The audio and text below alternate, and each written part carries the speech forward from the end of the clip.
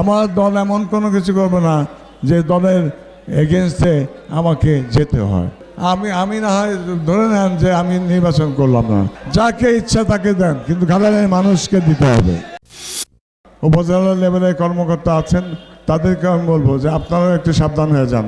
এই ভাগ বাটোয়ারা করে চলতেছেন, মনে করতেছেন যে অমুককে দিয়ে দিয়েছে, মনোনয়ন দিয়ে দিয়েছে।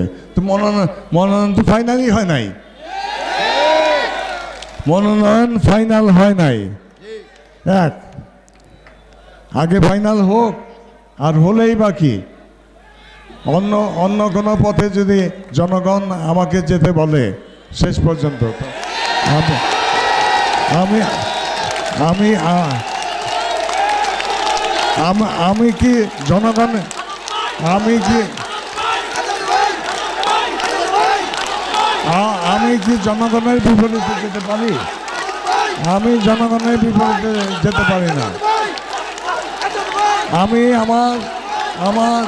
আমি আমার দলকে অনেক ভালোবাসি, আমার নেত্রী বেগম খালেদা জিয়াকে অনেক ভালোবাসি, তাকে অনেক শ্রদ্ধা করি। আমি ঠিক মায়ের আসনে তাকে আমি বসিয়েছি আজকে সেই 37 বছর আগে। কাজে আমার দল এমন কোনো কিছু করবে না, আমার দল এমন কোনো কিছু করবে না যে দলের এগেনস্টে আমাকে যেতে হয়। সেই ক্ষেত্রে আমি বলবো আপনারা একটু ধৈর্য ধরেন, একটু অপেক্ষা করেন, দেখেন সামনে কি হয়। কাজেই এই জন্য এটাই আজকে বলবো যে আপনাদের প্রতি আমার অগাধ বিশ্বাস আছে, অগাধ আস্থা আছে। আপনারা আমাকে ভালোবাসেন, এই ভালোবাসার টানে আপনারা এখানে এসেছেন। আর আরেকটি কথা হলো এটা যে আমি না হয় ধরে নেন যে আমি নির্বাচন করলাম না, তো আর কেউ নাই এখানে।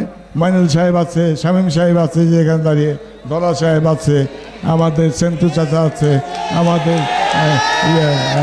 মেয়র মঞ্জু সাহেব আছেন, তাই না?